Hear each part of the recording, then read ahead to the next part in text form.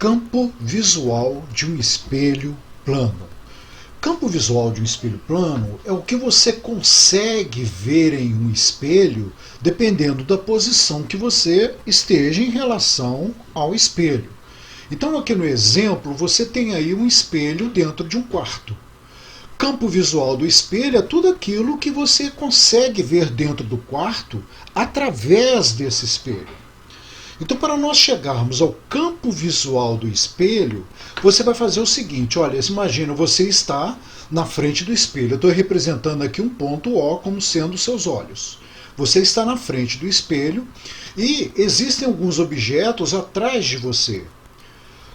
Pelo campo visual do espelho, você vai conseguir enxergar alguns desses objetos. Nem todos, mas alguns. Então, quais objetos você irá conseguir enxergar? Para resolver isso, você vai fazer o seguinte, olha, você vai imaginar como se os seus olhos estivessem atrás do espelho. É aquela simetria da imagem. Então você vai se colocar atrás do espelho. A distância dos seus olhos até o espelho é a mesma distância da imagem até o espelho. E aí você vai imaginar como se os seus olhos estivessem atrás desse espelho e você estivesse olhando o espelho como se ele fosse uma janela. Então você vai tangenciar a essa janela essas duas retas. Tudo que tem aqui na frente do espelho faz parte do campo visual do espelho, é o que você está conseguindo ver através do espelho. Atrás do espelho não, né? Porque essa parte aqui é a parte de trás do espelho, seus olhos não enxergam. Mas tudo que está aqui na frente, os seus olhos vão enxergar. Qualquer objeto que esteja aqui na frente do espelho, ele vai estar mandando um raio de luz para o espelho que vai estar chegando até seus olhos. Então você vai estar enxergando esse objeto. Já se o objeto estiver além dessa posição aqui, além do campo visual, o raio de luz que ele emite para o espelho vai estar muito inclinado. Tem aquele negócio, raio incidente é igual ao raio refletido. Então o raio refletido aqui não vai passar pelos seus olhos. Então fora do campo visual você não consegue enxergar o objeto. Tá? Então vamos voltar lá naquela primeira figura que eu coloquei. Aqui, ó. É como se você estivesse vendo o quarto através de uma janela, né? O espelho é uma janela. O que você está vendo através dessa janela aí? É o reflexo do quarto. É o campo visual do espelho em relação à posição que você está. Então, voltando aqui naquela imagem anterior, quais letras você estaria vendo aqui? Ó? Seria da letra E até a letra O. Se você observar bem, você está vendo tudo aqui, ó, da letra E, da letra O, você só não vê esse lado direito aqui, né? Porque o raio não está chegando lá. Então, olha só, em vermelho agora representando o campo visual. As letras que você está vendo no espelho, refletidas aí que está na parede atrás de você, né? Então, dependendo da posição que você estiver aqui na frente do espelho, você vai ter que talvez até prolongar o espelho, jogar o seu olho lá para trás e tangenciar o espelho para ver esse campo visual aí. Nós vamos fazer exercício mais na frente, aí você vai entender melhor. Olha só, quais pontos o olho do observador O vê refletido no espelho plano indicado na figura? Então, olha, o olho do observador está aqui. Olha a posição do espelho aqui, o espelho está inclinado. E aqui você tem todas essas letras. Então, quais desses pontos aqui esse observador vai conseguir enxergar? O que você faz? Como o olho dele não está aqui na frente do espelho, você irá prolongar o espelho, né? Vamos à solução aqui, ó. Você irá prolongar o espelho. Perpendicularmente, você vê a distância que você está do espelho aí. Olha, coloca aí um esquadro, né? Você tem aqui um ângulo de 90 graus, olha, vai estar aqui, olha, a 6,5 centímetros, tá vendo? O olho está 6,5 centímetros. Então essa distância aqui até ao espelho, né? Perpendicularmente ali, a direção do espelho, você vai jogar essa mesma distância para trás do espelho. Então vamos traçar aqui, ó, até 6 6,5, né? Era 6 centímetros e meio? Era 6 centímetros e meio. Então eu vou traçar aqui até 6 centímetros e meio aqui, ó, que vai estar aqui até nessa posição aqui, ó. 6 centímetros e meio. Atrás do espelho ali é pontilhado, né? Agora, tirando o transferidor, o que você vai fazer aí? Tangenciando o espelho com uma régua, você traça aí 2 raios tangenciando o espelho. Tudo que está aqui na frente, entre esses 2 raios, faz parte do campo visual do espelho. Ou seja, nessa posição você está vendo refletido no espelho apenas as letras Q e T, de tatu, né? Q e T. Então, resposta: o observador vê refletido no espelho plano apenas os pontos Q e T.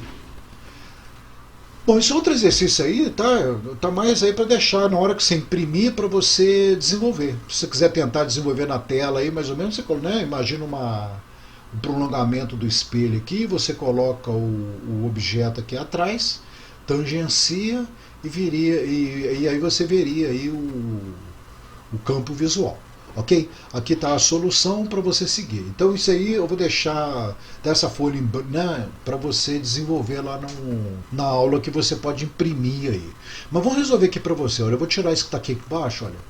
Eu vou prolongar o espelho, perpendicularmente ao espelho, a mesma distância, eu jogo lá para trás. É como se meu olho então estivesse nessa posição, olinha. Tangencio o espelho com essas 2 retas. Eu tenho aí, eu vou estar vendo apenas o ponto G aqui. Observe que o ponto H está atrás do espelho, então esse observador não vai ver o ponto H. Tá? Ele vai ver refletido no espelho apenas esse ponto G aqui. Os demais pontos estão fora do campo visual. Então, inclusive, se você quisesse traçar, né, olha, o raio que vem de G aqui, o raio incidente aqui, se você traçasse uma normal aqui, ele viria até o olho do observador aqui. Então ele só está vendo realmente esse ponto G aí. Resposta: o observador O verá refletido no espelho plano apenas o ponto G. Observe que H está atrás do espelho, portanto ele não enxergará H. Bom, outro problema aqui agora, que é clássico, ele é muito importante você saber isso aí, não para desenhar as imagens, mas sim como conceito, que costuma ser explorado aí em vestibulares. Quais as condições mínimas necessárias para você se ver de corpo inteiro em um espelho plano? Vamos supor que você queira comprar um espelho para o seu quarto, para colocar aí na porta do seu guarda-roupa, de maneira que você consiga se ver de corpo inteiro no espelho. Porque muitas vezes, dependendo do tamanho do espelho, né, você chega na frente do espelho, você, por exemplo, não consegue ver seu sapato. Mas você quer ver o seu sapato, aí você tem que levantar o pé. Você quer se ver de corpo inteiro, tá? Da ponta da cabeça até a ponta dos pés. Como tem que ser esse espelho? Você vai comprar o espelho para se ver de corpo inteiro. Então, quais as condições? Olha, para você se ver de corpo inteiro no espelho, primeiro você vai ter que ver, né, através dos seus olhos. Ou seja, o que os seus olhos veem nesse espelho vai ser o campo visual. Então, para se ver o campo visual de corpo inteiro, né, que tem que pegar seu corpo inteiro, vamos jogar os seus olhos para trás do espelho. A distância dos seus olhos até o espelho, vamos desenhar aí, a distância dos seus olhos até o espelho é a mesma distância da imagem até o espelho. Então eu joguei os seus olhos para atrás do espelho. E olha só, você observou o espelho aumentando aqui, né? Para você se ver de corpo inteiro, o espelho estava pequeno. Então eu tive que aumentar o espelho. Olha, o campo visual é esse aí. Esses olhos que estão aqui atrás do espelho têm que ver o seu corpo inteiro. Essa parte aqui da frente é o campo visual. Eu sei que essa distância do olho até o espelho é a mesma distância da imagem, olhinha do seu olho, até o espelho. E aqui você vai estar se vendo de corpo inteiro. Você está a uma distância D do espelho e uma distância 2D da imagem do seu olho. você note que tem aqui, olha, dois triângulos. Você tem um triângulo menor aqui e um triângulo maior aqui. Ok? Então eu posso trabalhar aqui como está um dentro do outro com semelhança de triângulos aqui. Ou seja, essa altura aqui, que é o tamanho do espelho dividido pela distância do seu olho-imagem até o espelho, vai ser igual a o tamanho H grande aqui, que é a sua altura, dividido por a distância do triângulo maior aqui, que é 2 vezes D. Vamos desenvolver isso. Ó. Triângulo menor, H, que é tamanho do espelho, está para D, assim como, olhando o triângulo maior aqui, a altura do homem, que é a base desse triângulo aqui, está para a altura que é 2D. Então nós teremos H está para 2D. Observe que no denominador eu tenho D aqui e D aqui, então eu posso simplificar. Aí o que vai ficar? Como eu estou querendo saber a altura do espelho, ou o tamanho do espelho, que é H minúsculo, olha, H minúsculo então será a altura do sujeito dividido por 2. Ou seja, se você quiser comprar um espelho para o seu quarto, de maneira que você se veja de corpo inteiro, esse espelho tem que ter pelo menos, né, no mínimo, a metade da sua altura, contando da ponta da cabeça até a ponta dos pés. Interessante, né? Agora, você vai poder colocar esse espelho em qualquer posição? Não. Esse espelho vai ter que estar a uma altura do chão aqui, que vai equivaler a esse Y aqui. Tá vendo? Agora, esse Y, se você pegar do pé aqui, ó, tangencial ao espelho aqui, ó, tá vendo? Eu estou pegando essa parte do triângulo de cima aqui, ó, tá? Você vai notar o seguinte, que do olho do observador até o chão, vai me dar um outro triângulo aqui, ó. Tá vendo? Da altura do olho do observador até o chão, eu estou chamando aqui de X. Então nós vamos enxergar aqui a semelhança de dois novos triângulos, onde me interessa saber que altura que eu tenho que colocar esse espelho em relação ao chão. Tá? Bom, a altura em relação ao chão eu vou chamar de Y. Observe que a base desse triângulo é D. E a base do triângulo maior aqui, olha, será 2D. Né? Eu tenho D aqui e D aqui. Então vamos lá, olha, a altura em relação ao solo dividido pela distância D aqui, olha, eu estou trabalhando aqui nesse triângulo menor aqui, ó. Y dividido pela distância D será igual. Vamos trabalhar no triângulo maior aqui agora, olha. X, que é esse cateto oposto aqui, dividido pela distância 2D. X dividido por 2D. Novamente, D vai simplificar. E aí o que eu terei? Que a altura em relação ao solo do espelho, observe que é a parte inferior do espelho, né? Essa altura será x sobre 2, onde x é a distância dos seus olhos até o piso. Então essa é a altura mínima que o espelho deve estar do solo. Então nós vamos ter aqui, né, escrito aqui em cima, observe que por semelhança de triângulos, o tamanho do espelho H deverá ser no mínimo igual a metade do tamanho H do observador. Na sequência você verá como isso ocorre, porque eu demonstrei aí, né? E a parte inferior do espelho deverá estar a uma distância do chão Y que seja igual a metade de distância entre o chão e o olho do observador. Tá? Então nessa posição você vai se ver de corpo inteiro no espelho. Então olha que exercício interessante que caiu no PISM, né, da Universidade Federal de Juiz de Fora. Manuela deve comprar um espelho para instalar em seu quarto. Ela pretende comprar um espelho que permita ver sua imagem completa refletida nele. Sabendo que Manuela tem 1,70 m de altura e que seus olhos estão a 1,55 m do chão, ajude-a a realizar sua escolha calculando o que se pede. Letra A. A máxima altura em relação ao solo onde pode ser colocada a base do espelho. Olha, a base do espelho não é a distância então que ele vai estar do chão, é a parte de baixo ali, em relação ao chão, que será metade da distância entre os olhos de Manuela até o chão. Como os olhos de Manuela estão a 1,55 m do chão, a metade de 1,55 m vai ser, passando para centímetros aqui, isso aqui é 155 centímetros, né? Dividido por 2 vai dar 77 centímetros e meio. Tá? Então olha só a solução. Por semelhança de triângulo, chegamos a uma conclusão simples sobre espelhos planos. Para você se ver de corpo inteiro em um espelho plano, o espelho deverá ter no mínimo metade de seu tamanho. E a base do mesmo deverá estar a uma distância do solo que equivale metade da distância entre seus olhos e o solo.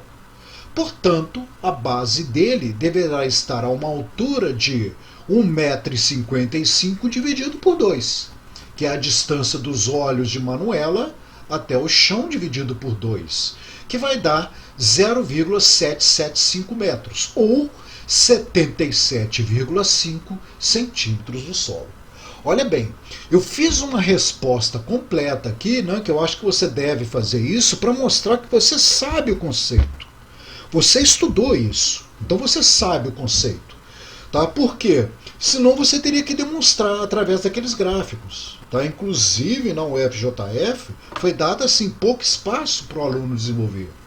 Então, se você fosse representar geometricamente e desenvolver, você ia gastar mais espaço aí. Tá? E foi aceita essa resposta como para quem já conhece o problema, né? Quem conhece esse tipo de problema. Não há necessidade de você demonstrar. Você já conhece o conceito, você já coloca a resposta praticamente direto aí. Tá? Então, bom, foi respondida a letra A. Essa é a posição mínima do espelho. Agora olha a pergunta B. A altura mínima em relação ao solo, onde pode ser colocado o topo do espelho. Agora olha só a pergunta B. A altura mínima em relação ao solo, onde pode ser colocado o topo do espelho. Bom, nós calculamos aqui a parte de baixo do espelho. O topo do espelho você vai ter que somar aí a altura do espelho. E qual vai ser a altura do espelho? Metade da altura da Manuela.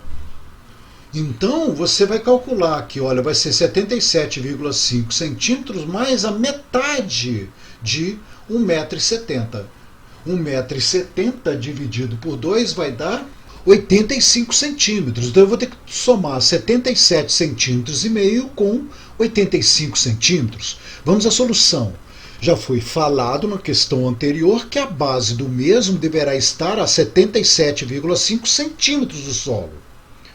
Como quero saber a distância do topo do espelho ao solo, devemos somar o tamanho do espelho ao resultado anterior. E o tamanho do espelho equivale a metade da altura de Manuela. Portanto, 1,70 m dividido por 2, que vai dar 0,85 metros ou 85 centímetros. Portanto, você vai somar então a resposta anterior com essa resposta, né?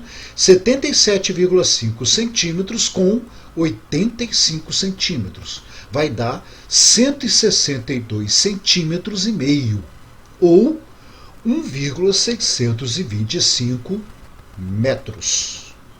Ficou simples o problema, né? Associação de espelhos planos.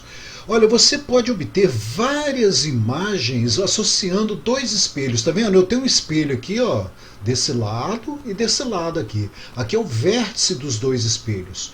Quando você coloca um objeto entre os dois espelhos, vão surgir várias imagens. E observe que essas imagens elas seguem como se fosse uma circunferência, tá vendo? você vai ter aqui uma circunferência onde o centro da circunferência vai ser exatamente o encontro dos dois espelhos aqui, ó, o vértice desse triângulo que você tem aqui entre os dois espelhos. Nós vamos demonstrar isso aí mais na frente para você ver. Observe que pelas fotos que as imagens mais o objeto irão pertencer a uma circunferência de raio R. Ao construirmos estas imagens usando a geometria, você perceberá isso também. Outro detalhe é que o número de imagens será dado pela fórmula 360 graus sobre alfa menos 1. Tá? Esse 360 graus sobre alfa é isso, que cada imagem vai estar num certo ângulo aí em relação ao centro. Se você pegar o ângulo que cada imagem dessa está aparecendo, vai ser você pegar o 360 por esse ângulo, vai te dar um número de imagens que você está vendo aqui. Mas só que nesse número de imagens você tem também o objeto aqui no meio. Então a gente tira o objeto aqui. Ok? Então seria um número total, incluindo o objeto, menos 1 você tira o objeto. Aí você tem apenas o número de imagens aí. Então nós temos n, número de imagens, alfa, ângulo entre os dois espelhos, e tem um detalhe. Se 360 sobre alfa for par, ou seja, você vai ter um número de imagens ímpar, o objeto poderá estar em qualquer posição entre os dois espelhos, não vai ter problema. Você vai ver sempre o mesmo número de imagens entre os dois espelhos. Agora, se 360 sobre alfa for ímpar, ou seja, se você tiver um número de imagens par, o objeto deverá estar na bissetriz do ângulo para que você veja essas imagens direitinho. Ou seja, vai ter que estar sempre no meio, exatamente no meio, entre os dois espelhos. E aí você verá o número de imagens que a fórmula irá representar aqui. Porque senão você perde parte de imagem aí. Ok? Então olha só. Vamos construir todas as imagens possíveis de um ponto que se encontra entre dois espelhos planos que formam entre si um ângulo de 40 graus. Coloquei 40 graus. Então olha só, você tem aqui, né? Se você quiser desenvolver no seu caderno aí, né? Você tem que tentar ser bem preciso. Você traça aí o tamanho do espelho e olha, pega o transferidor. Vamos representar aí 40 graus, né? Eu teria que colocar o transferidor bem aqui nesse início aqui, que é onde vai ser o vértice dos dois espelhos, e representar aqui um ângulo de 40 graus. Exatamente aqui eu vou traçar aqui o segundo espelho. Eu tenho aí o segundo espelho. Tirado o transferidor, você vai representar o ponto P entre os dois espelhos e esse ângulo aqui, que é o ângulo de 40 graus. Muito bem. A distância desse ponto P até o espelho vai me fornecer uma primeira imagem nesse espelho de baixo aqui, olha. Essa distância vai me fornecer uma primeira imagem. Chamei de espelho E1 e E2 aqui, ó. Pelinha 1. Bom, mas esse ponto P também vai me dar uma primeira imagem no espelho E2. Você traça perpendicularmente a mesma distância até E2, vai ser a primeira imagem no espelho E2 que eu chamei de pelinha 2. Agora nós vamos dar sequência, porque olha só. Vamos continuar a partir de P2, tá? Quando você tem essa imagem aqui, pelinha 2, esse espelho aqui de baixo, ele passa a enxergar essa imagem, pelinha 2. Então, ele vai fornecer uma segunda imagem aqui desse pelinha 2, que já é a imagem de P. Tá vendo? Então, vamos traçar. Olha, qual a imagem que esse espelho vai produzir, então? A distância de pelinha 2 até o espelho 1 vai ser a mesma distância da imagem de pelinha 2 até aqui atrás do espelho 1. Então, olha, você vai jogar essa distância, é a mesma distância aqui para trás. Que vai ser a imagem, então, de pelinha 2 no espelho 1. Chamei aqui, ó, P21. Tá vendo? Mas aí o que acontece? O espelho E2 começa a enxergar essa imagem também. Tá vendo? O espelho E2 vai enxergar tanto pelinha 1 como P21 linha aqui, ó. Ok? Vamos deixar o P1 lá para o final, tá? Vamos acabar com as imagens referente ao 2 aqui, ó. Como o espelho 2 agora está enxergando essa segunda imagem aqui, a distância dessa segunda imagem até o espelho é 2, vai ser a mesma distância, tá? Imagem da imagem lá atrás, né? Então, olha, para isso eu vou prolongar o 2 aqui. Nós vamos precisar de prolongar tanto o espelho 2 como o espelho 1 aqui. Tá vendo? Isso aqui vai ser o prolongamento dos espelhos. E esse prolongamento vai ser atrás do espelho é 2, tá vendo? E esse prolongamento aqui atrás do espelho é 1. Ou seja, esse espaço aqui nós vamos chamar de ângulo morto, tá? Esse ângulo aqui.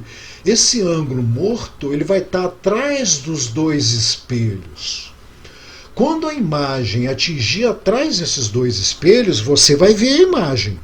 Só que não vai ser capaz mais de produzir uma nova imagem, porque vai estar atrás dos dois espelhos. Tá, então observe, o P21 aqui não atingiu o ângulo morto. Então ele vai gerar a imagem no espelho E2 aqui, ó.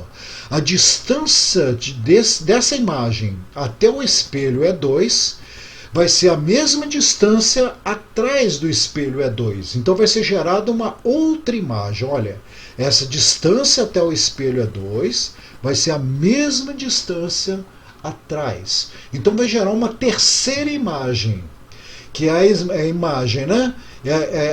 Aquela imagem da imagem, né? Você tem aqui, ó, P2, que foi a primeira imagem, P21 foi a segunda imagem, P212 agora, que é essa imagem aqui. É a terceira reflexão dela, tá? Refletida aqui no espelho E2, entre E2 e E1, né? Você teve essa nova imagem aqui. Como essa nova imagem não atingiu ainda o ângulo morto, poderemos então prosseguir. O espelho E1 agora está vendo essa nova imagem.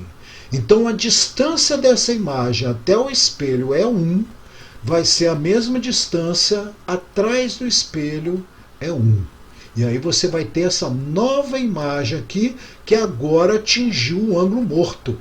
Então ela não vai gerar mais imagens, mas você enxerga ela vai estar aqui, nessa posição. É a quarta imagem do P que começou a refletir lá no espelho E2. Tá? Então isso vai ser gerado 4 imagens. A mesma coisa vai acontecer agora com o espelho E1. Vamos lá. E aquela primeira imagem lá do espelho E1? E2 está vendo. Então essa distância dessa primeira imagem até o espelho E2, a mesma distância para trás do espelho, você terá a segunda imagem projetada aqui. É a segunda imagem desse ponto P no espelho E1 aqui, né? Deu aqui o P1 que se projetou aqui, deu a imagem no E2, já foi a segunda imagem aqui. Vamos lá. Agora E1 está enxergando o P12 minha aqui, ó, essa imagem. Então vamos lá, a distância até o espelho 1 vai ser a mesma distância para trás do espelho 1 ali, ó. Jogando você vai ter a terceira imagem, P1, 2, 1, linha, né? Que é a imagem dessa segunda imagem aqui. Então essa terceira imagem, olha, como foi o espelho E1 que viu ela, essa imagem está no espelho E1. O espelho E2 vai enxergar essa imagem. Então a distância dessa imagem até o espelho E2 é a mesma distância para trás do espelho E2. Agora a quarta imagem atingiu o ângulo morto, então ela não irá gerar mais imagens. Olha, então todas as imagens estão aí, desse ponto P, que foi refletido nos dois espelhos. Ok? Bom, vamos ver quantas imagens deram. 1, 2, 3, 4, 5, 6, 7, 8 imagens. Pegando o ponto P, seria 9 no total. Só que o ponto P você não conta. A gente conta somente as imagens. Agora, olha só. Eu vou tirar essas representações. Olha lá. Para você ver os pontos. Tá vendo? Eu estou indo e voltando para você ver que são os mesmos pontos. Ok? Eu vou tirar a representação só para ficar mais claro aí a circunferência. Observe que esses pontos, imagens, estão sobre uma circunferência. Inclusive o ponto P. Traçando a circunferência, aí você vai pegar todos os pontos aí. Tá? Cada ângulo entre esses dois pontos, tá vendo que você vai ter vários ângulos aqui, vai ser o 360 sobre alfa. Tá? 360 sobre alfa vai te dar aí exatamente esse número total de pontos. Só que aí você tira o ponto objeto. E aí você vai ter como resposta apenas os pontos imagens. Tá? Então voltando aí, olha, por razões de simetria, o ponto objeto e os pontos imagens ficam sobre uma mesma circunferência cujo centro é o encontro, vértice dos dois espelhos. Tá? O centro da circunferência é exatamente nesse vértice aqui. Bom, quando a imagem atingir um ângulo morto, ela não irá mais produzir imagens. E aí nós teríamos ainda, olha, o número de imagens então vai ser 360 sobre alfa menos 1, né, que foi a formulinha dada. O alfa é 40 graus, então vamos substituir. N é 360 sobre 40 menos 1. Simplifica aí o zero. 36 por 4, 9. 9 menos 1, 8 imagens. São exatamente as 8 imagens que você tem aqui. Observações. Se os dois espelhos estiverem paralelos, um em frente ao outro, o ângulo entre eles será de 0 grau. Nesse caso, 360 sobre alfa tende ao infinito. Logo, obteremos infinitas imagens de um objeto colocado entre os dois espelhos. Olha nessa imagem. São dois espelhos paralelos. Tá vendo? E eu me meti a câmera fotográfica entre os dois aqui e tirei a foto. Então você vai observar infinitas imagens. E um outro detalhe aqui é o seguinte, você está vendo essa imagem aqui, é a primeira imagem das meninas. Olha, elas estão olhando para esse espelho. Então você vê aqui a primeira imagem delas, que é uma imagem invertida na horizontal, né? Ela é uma imagem direita, do mesmo tamanho, porém com relação à horizontal, ela é invertida. Aquele detalhe que eu falei, o olho direito passa a ser o olho esquerdo aqui, né? Já a segunda imagem que você vê nesse espelho é referente à primeira imagem que está no espelho aqui atrás da gente. Atrás delas aqui existe um outro espelho. Então você observa que é uma imagem que é idêntica a o que você está vendo delas aqui. Ó. É uma imagem direita mesmo. Por quê? A primeira imagem aqui vai estar invertendo com relação à horizontal.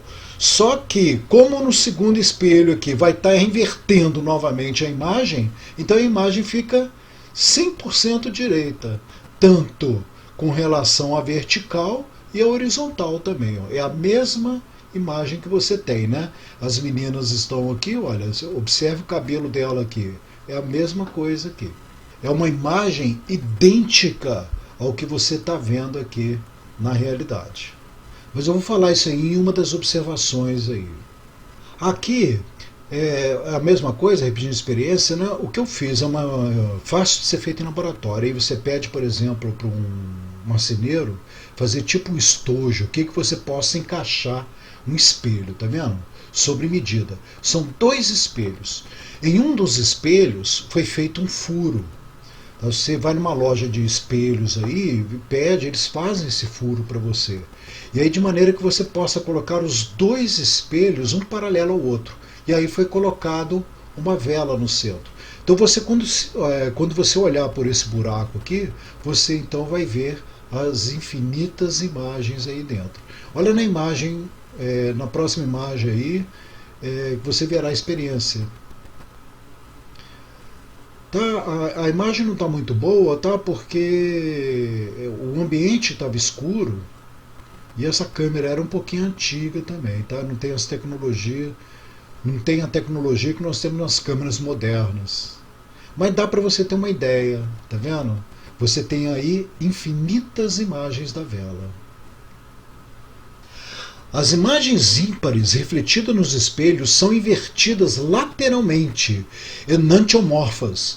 Já as imagens pares têm a mesma forma do objeto. Então olha bem, é aquilo que eu comentei, tá vendo? Eu entrei entre os dois espelhos e bati a foto aqui dos dois alunos, ok? A primeira imagem dela naquele espelho lá atrás é uma imagem invertida, tá? Porque é a primeira imagem realmente no espelho, então ela é invertida lateralmente, tá? Que está pegando a parte de trás aqui do cabelo da menina, ok? Já a segunda imagem é a imagem da primeira imagem que está no espelho aqui atrás. A primeira imagem no espelho aqui atrás, ela é invertida com relação à lateral.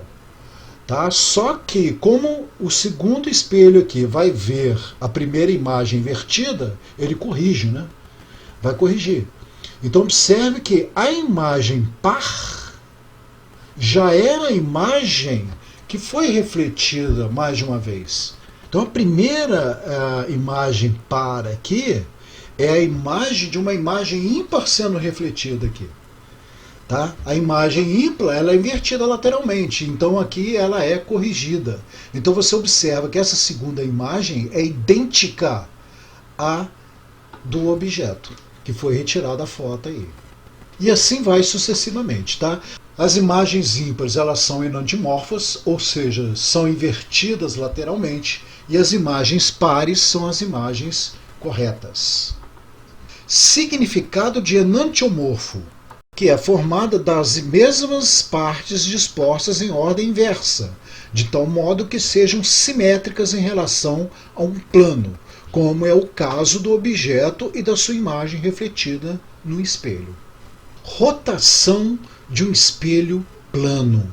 Olha só, eu tenho um espelho plano aqui, o raio incidente e o raio refletido. Você sabe que o ângulo entre o raio incidente normal vale θ e o raio refletido normal vale θ. Os ângulos são iguais. O que eu vou fazer agora? Eu vou rotacionar esse espelho segundo um ângulo alfa. Olha, eu rotacionei ele segundo o ângulo alfa. Olha, como a normal é perpendicular ao espelho, a normal também vai rotacionar de um ângulo alfa. E observe que o raio inicial aqui, que era o raio incidente, tá vendo? Ele continua sendo o mesmo. Eu coloquei em fantasma aqui a imagem anterior, para você ver. Olha, o raio incidente é o mesmo. Como você rotacionou o espelho em um ângulo alfa, então o raio de incidência agora com a normal passa a ser o ângulo que você tinha inicial mais o alfa. Olha, antes você tinha o ângulo de 2θ entre os dois, o raio incidente e o raio refletido, era 2θ. Agora passa a ser 2θ mais 2α. Então, olha só, observe que antes da rotação, o ângulo formado entre o raio incidente e o raio refletido era de 2θ. Após rotacionar o espelho segundo o ângulo alfa e mantendo o mesmo raio incidente, o ângulo entre o raio incidente e o novo raio refletido passou a ser de 2θ mais 2α. Então, olha, antes era 2θ, agora passou a ser 2θ mais 2α. Ou seja, qual foi a variação? De 2α, porque o 2θ você já tinha. Concluímos então que o desvio angular do raio refletido é o dobro do ângulo de rotação do espelho. Então, se você girar o espelho de 30 graus, o raio refletido ele vai girar de 60 graus. É sempre o dobro. É lógico, mantendo o seu olho na mesma posição anterior, né? Bom, então agora vamos aplicar tudo que foi visto aí. Um objeto foi colocado entre dois espelhos planos que formam entre si um ângulo alfa, obtendo-se assim 7 imagens do objeto. Calcule o valor de alfa que satisfaça essas condições. Então é simples, na solução você tem a fórmula que é n igual a 360 sobre alfa menos 1. Eu estou procurando aí um ângulo alfa. Como eu falei 7 imagens, o n é igual a 7. Então vamos substituir. Olha, 7 é igual a 360 sobre alfa menos 1. Vamos passar o 1 para cá somando. 7 mais 1 é 360 sobre alfa. E aí nós teremos então que 8 alfa é igual a 360, né? Só resolvi aqui e passei multiplicando. Então o alfa vai ser 360 dividido por 8. 360 por 8 vai dar 45 graus. É o ângulo entre esses dois espelhos. Próximo. Numa sala quadrada, duas paredes contíguas estão espelhadas. Nesse canto da sala estão sentados numa mesa 3 rapazes e uma moça. Uma pessoa entrando nessa sala e olhando esse canto verá um total de quantas moças e quantos rapazes. Olha, você tem que ver o seguinte, tá? São aí 4 elementos e cada elemento vai dar um certo número de imagens. Como é o total, você não pode considerar só as imagens, você tem que considerar os elementos também. Tá? Então vamos desenvolver isso aí. Olha, solução.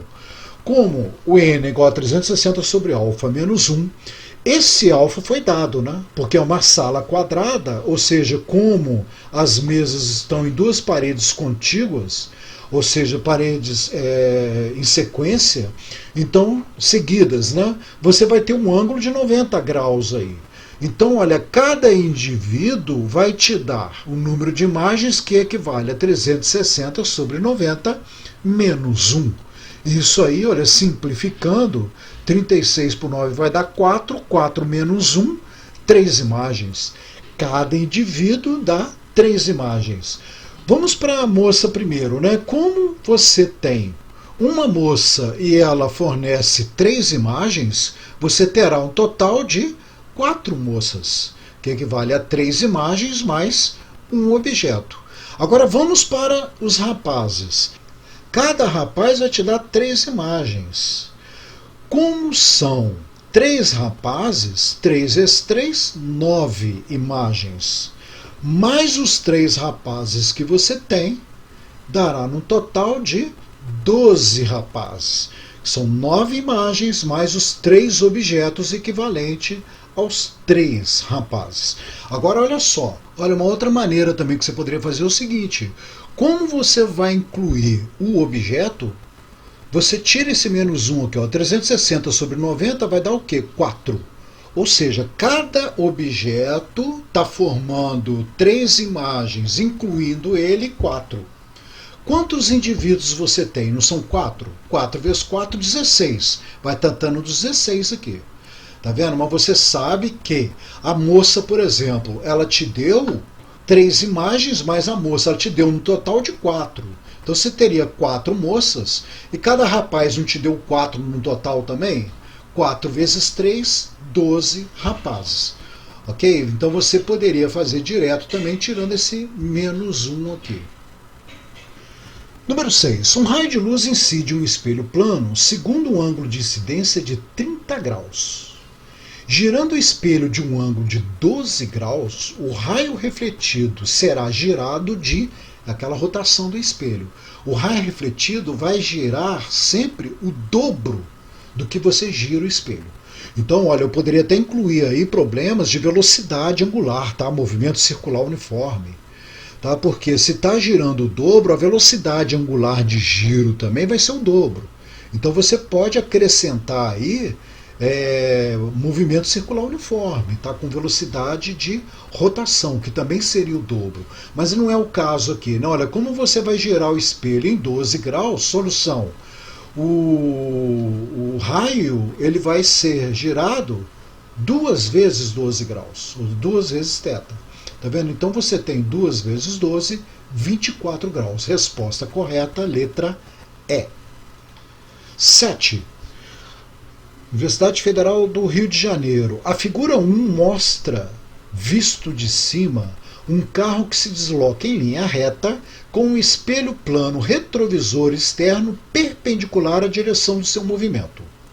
O motorista gira o espelho até que os raios incidentes na direção do movimento do carro formem um ângulo de 30 graus com os raios refletidos pelo espelho, como mostra a figura 2. Em quantos graus o motorista girou o espelho? Então o que ele está falando? Olha, antes o espelho estava nessa posição, perpendicular ao movimento do carro.